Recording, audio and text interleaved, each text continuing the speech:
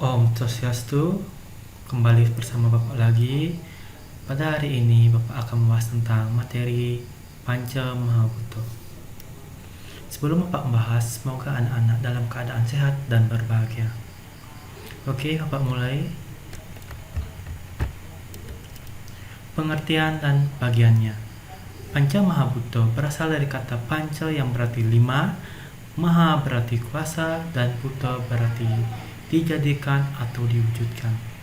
Jadi, Panca Mahabhuto merupakan 5 kekuatan dasar atau unsur yang menentukan alam semesta atau bentuk makhluk hidup.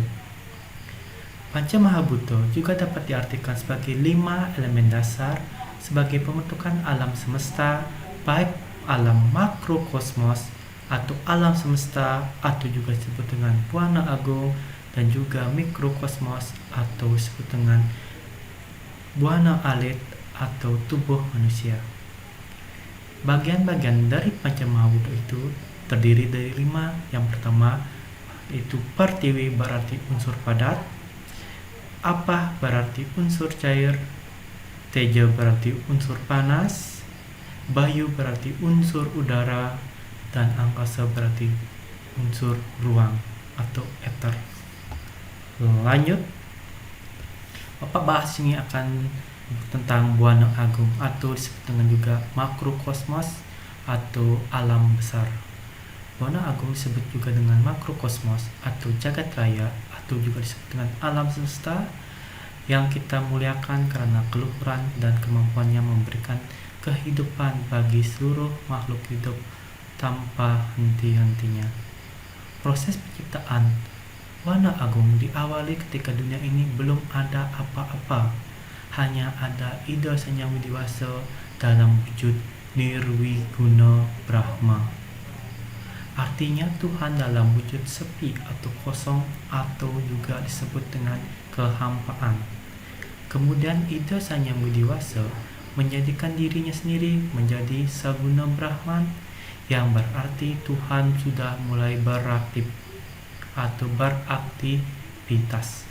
Selanjutnya dari aktivitas Ida Sang Hyang Widiwasa itu menciptakan 2 unsur. Yang pertama disebut dengan unsur cetana dan unsur acetana. Dari unsur acetana dan acetana ini disebut juga sebagai unsur Purusa dan Prakriti. Unsur Purusa atau juga disebut cetana merupakan unsur dasar yang bersifat kejiwaan, sedangkan unsur Prakriti atau cetana merupakan unsur yang bersifat kebendaan. Berikut ini merupakan unsur-unsur Panca Mahabhuto dalam Buana Agung.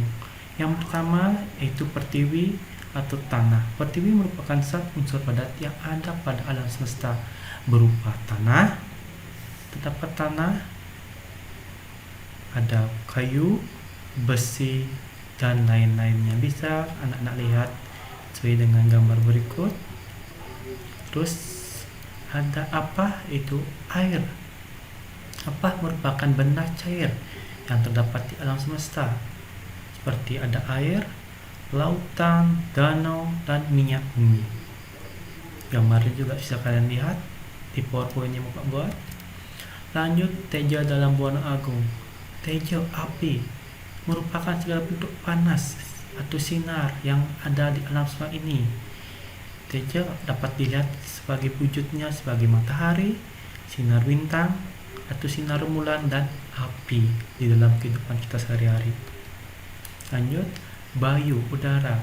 Bayu dapat kita lihat dalam alam semesta seperti adanya angin, udara, oksigen, dan gas bumi. Contohnya sebagai berikut ini. Tanpa adanya oksigen, manusia tidak bisa hidup atau bernapas, dan kehidupan kita sehari-hari tidak luput dari gas bumi yang sering ibu-ibu kalian pakai, itu gas LPG. Lanjut, angkasa. Angkasa merupakan ruang angkasa dalam alam semesta di dalam Buana Agung. Yang paling halus berupa alam kosong yang tidak memiliki oksigen, sunyi, dan tidak berwujud dan tidak tampak. Contoh yang bisa kita umpamakan itu alam semesta di dunia ini yang sangat luas dan tidak terhitung luasnya. Sedangkan di bumi kita bisa sebut juga ruang angkasa ini. Sebagai contoh gambar yang Bapak tampilkan di PowerPoint berikut. Lanjut, buana alit atau mikrokosmos yang merupakan ruangan kecil atau alam manusia. Buana alit merupakan alam kecil atau dunia kecil yang termasuk buana alit. Contoh, tubuh manusia, hewan, dan tumbuh-tumbuhan. Manusia merupakan bentuk dari buana alit atau makhluk hidup yang tertinggi karena manusia memiliki kelebihan dibanding dengan makhluk lainnya. Contoh, manusia memiliki tri pramana, sedangkan hewan memiliki dwi pramana, sedangkan tumbuh-tumbuhan memiliki eka pramana. Nanti kita akan lanjutkan bahas berikut. Lanjut, buana alit atau tubuh manusia terbentuk sama seperti benua agung, terdiri dari 5 unsur. Nah, unsur tersebut terjadi akibat pertemuan antara purusha dengan prakriti, atau juga unsur cetana dan acetana. Nah, sedangkan prakriti atau acetana akan membentuk badan manusia, sedangkan purusha dan cetana membentuk jiwatman atau roh yang menghidupi tubuh manusia tersebut. Dalam jiwa dan badan manusia terdapat alat batin manusia yang menentukan watak atau karakter seseorang. Nah, inilah yang membentuk karakter yang kalian sering lihat di kehidupan ini, baik karakternya baik dan buruk. Nah, 3 alat batin itu disebut dengan tri antahkarana, yang terdiri dari yang pertama ada budi yang berfungsi untuk menentukan keputusan, di mana manusia itu menentukan keputusannya baik atau buruknya itu. Terus manas berfungsi untuk berpikir. Ini contoh salah satunya di mana kalian berpikir untuk mengambil suatu pilihan dalam hidup kalian. Ahamkara fungsi untuk merasakan dan bertindak. Setelah kalian merasakan, terus apa yang akan kalian lakukan? Lanjut, unsur 5 dalam buana alit. Yang pertama ada pertiwi. Pertiwi dalam buana alit atau dalam tubuh manusia itu merupakan unsur padat yang terdapat dalam tubuh manusia. Nah, contohnya ada gigi, ada tulang, daging, dan rambut. Itu merupakan contoh unsur padat yang terdapat dalam tubuh manusia.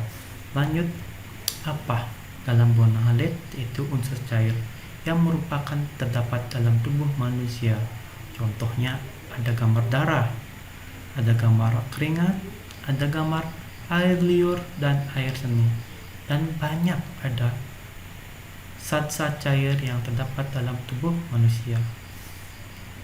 Lanjut, tejo, cahaya, merupakan segala bentuk panas atau sinar yang terdapat dalam tubuh manusia.